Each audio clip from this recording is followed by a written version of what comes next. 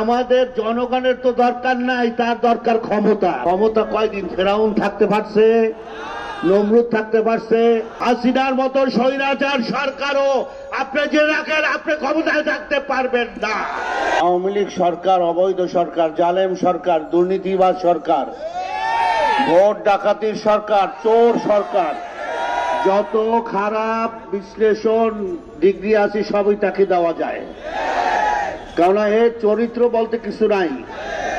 এ যা বলে তা করে না, যা করে তা বলে না। চোরে না শোনে ধর্মের কাহিনী।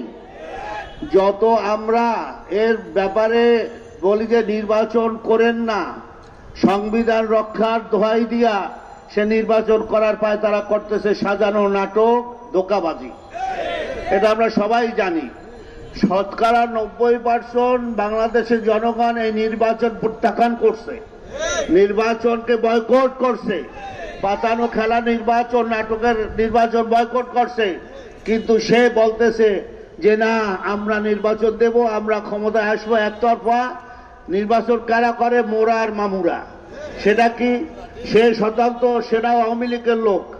ওই আপনার ওই ট্রাক, তাও আওয়ামী লীগের লোক। দাবি, সেটাও আওয়ামী লীগের লোক। নৌকা আওয়ামী লীগের লোক। আমাদের বাড়ির মেহমান ভর্তি সব আমরা। তা নির্বাচন সব আওয়ামী লীগ। আসলে আওয়ামী লীগ নিজের পায়ের নিচে যে মাটি নাই, সেটা আওয়ামী লীগের নিজেরই খবর নাই। এখান থেকে ক্ষমতা থেকে তো যাবেই যাবে, কিন্তু সুন্দর সুষ্ঠুভাবে রক্তপাতহীন ভাবে যাওয়া সেটা সবাই চাইছিল, কিন্তু না, এরা ক্ষমতা ছাড়বে না, এরা ক্ষমতায় থাকবেই থাকবে।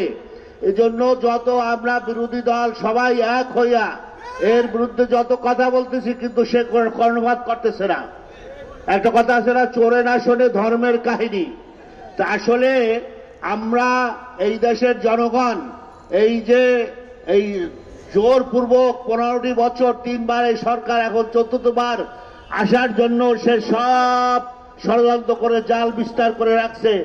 7ই জানুয়ারি নির্বাচন করবেই করবে, করুক।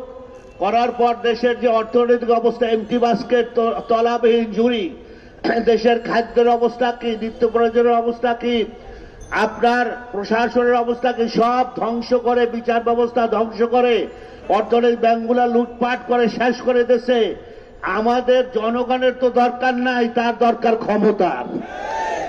সে ক্ষমতা চাই, ক্ষমতা চাই। জনগণ বাঁচুক বা না বাঁচুক, খাক বা না খাক, জনগণ ভালো থাকুক বা না থাকুক, এটা তার দেখার বিষয় না।